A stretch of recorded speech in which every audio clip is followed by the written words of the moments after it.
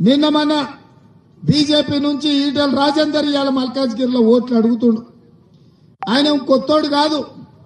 గత ప్రభుత్వంలో ఆయన మంత్రి, ఆర్థిక మంత్రి, ఆరోగ్య శాఖ మంత్రి, అన్ని మంత్రులు కేసీఆర్ పక్కన కూర్చున్నాడు. కేసీఆర్ తో పాటు తెలంగాణలో జరిగిన అన్ని దుర్మార్గాలకు ఈటల రాజేందర్ కూడా కారణం కాదా? ఆయనకి ఈయనకు పంపకాలలో తేడా వచ్చి వాళ్ళు పంచాయతీ పెట్టుకుంటే ఈయనను బయటికి పంపిస్తే బయటికి వచ్చాడు. బీజేపీలోకి పోయిండు. హుజూరాబాద్ లో ఎమ్మెల్యే అయ్యిండు. హుజూరాబాద్ లో మరి నరేంద్ర మోడీని అడిగి 1000 కోట్లు తెస్తా అన్నాడు. 1000 కోట్లు తెచ్చి హుజూరాబాద్ అభివృద్ధి చేసి ఉంటే మన ఎమ్మెల్యేగా హుజూరాబాద్ లో ఎందుకు ఓడగొడతారని నేను అడుగుతున్నా. హుజూరాబాద్ లో ఉప ఎన్నికల్లో ప్రజలకు ఇచ్చిన మాట నరేంద్ర మోడీ నుంచి తెస్తున్న నిధులు లేకపోవడం వల్ల హుజూరాబాద్ లో ఎమ్మెల్యే కూడగొట్టిండ్రు. ఇవాళ మళ్ళీ మన దగ్గరకు వచ్చి ఎంపీకి నిలబడతా అంటున్నాడు.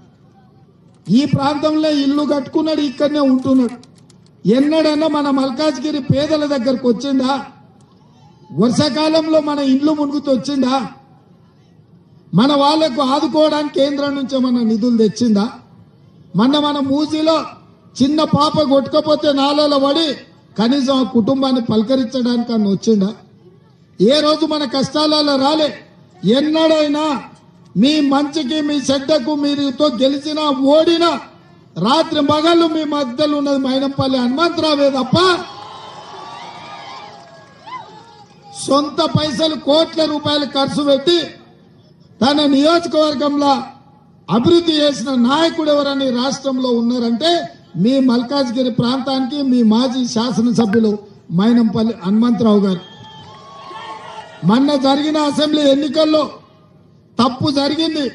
ఈ ప్రాంతం నుంచి మైనంపల్లిని గెలిపించుంటే ఇవాళ మన మంత్రివర్గంలో మంత్రిగా ఉండి మీ ప్రాంతాన్ని అభివృద్ధి చేస్తాడు. అందుకే ఇవాళ మీకందరికి విజ్ఞప్తి చేస్తున్నా, ఈ మొత్తం పార్లమెంటు నియోజకవర్గానికి బాధ్యత పెట్టి ఇన్ఛార్జిగా పెట్టి సునీతమ్మని గెలిపించుకొస్తే ఆయననే ఈ ప్రాంతానికి మంత్రిలాగా మీ సమస్యలు అన్ని